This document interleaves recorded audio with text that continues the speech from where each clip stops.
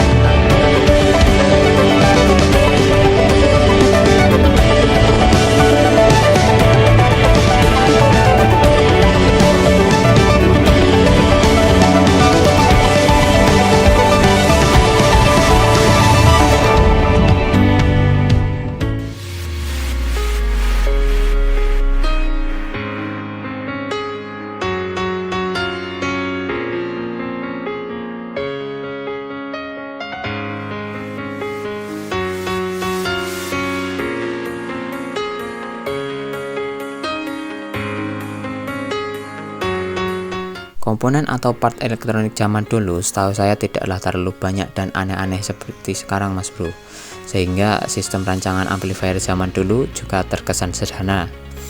Sederhana yang saya maksud di sini adalah sejak mulai ditemukannya komponen semikonduktor aktif, yaitu transistor. Kalau ngomongin komponen amplifier tabung kayak terlalu jauh mundur ke belakangnya mas bro ya. Intinya menurut saya orang zaman dulu dalam merancang dan mendesain skema amplifier harus hafal macam-macam jenis komponen elektronik sekaligus paham dengan fungsi dan kegunaannya masing-masing. Contoh ya, transistor itu kan fungsi dasarnya adalah untuk membangkitkan, meneruskan, dan atau memperkuat sebuah sinyal atau frekuensi atau gelombang. Frekuensi 20 Hz sampai 20 kHz disebut frekuensi rendah, di mana frekuensi inilah yang bisa didengar oleh telinga manusia, sehingga saya menyebutnya dengan frekuensi audio. Lebih dari 20 kHz ke atas disebut dengan frekuensi tinggi, yang saya menganggapnya sebagai frekuensi radio atau RF. Contoh penerapannya adalah frekuensi radio jadul zaman dulu, radio AM dan radio SW itu bekerja di frekuensi kilohertz, berapa kilohertz ya, saya lupa bro. Nah kemudian 88 sampai 108 MHz adalah untuk frekuensi radio FM. Selebihnya adalah frekuensi VHF atau very high frequency yang biasa dipakai oleh TVRI zaman dulu. Kemudian disusul dengan frekuensi UHF yaitu ultra high frequency sampai dengan gigahertz yang dipakai oleh frekuensi Wi-Fi bro, Wi-Fi HP-mu yang sampai saat ini yang kalian pakai adalah juga frekuensi, cuma frekuensi berada di rentang gigahertz, saking gede nih, saking dhuwur ya bro ya. Lah kok yang dibahas malah ngelantur ngalur ngidul kayak ngene bro. Wis gini ya, ini menurut saya loh ya, dan mohon dikoreksi jika saya salah. Intinya orang zaman dulu setelah paham dengan fungsi dan macam-macam teori, mereka selanjutnya melakukan eksperimen sebuah rangkaian amplifier kemudian mencobanya. Trial and error gitulah sampai bisa ditemukan formula rancangan dan hasil yang dirasa adalah yang terbaik. Nah, beruntunglah kita ya, karena dari hasil trial and error mereka lah kita bisa meneruskan, memodifikasi dan mengembangkan skema yang sudah mereka buat, atau bahasa kasarnya adalah menjiplak karya mereka. Bisa saja kita mengambil step input dari skema amplifier A, kemudian blok variable amplifier sectionnya atau fuzz-nya kita ambil atau kita pakai rancangan amplifier B, kemudian stack drivernya kita ubah, kita modif, kita pakai sistem common collector atau common emitter dan seterusnya. Intinya gaduk-gaduk matuk sampai masuk hasilnya gitu loh bro ya. Lalu bagaimana dengan cara yang lebih efektif atau istilahnya cara yang lebih canggih atau cara yang dipakai di era sekarang ya? Ya kurang lebih begini ya bro, belajar mengendarai sepeda motor tentu tidak sama prosedurnya dengan belajar mengendarai pesawat terbang.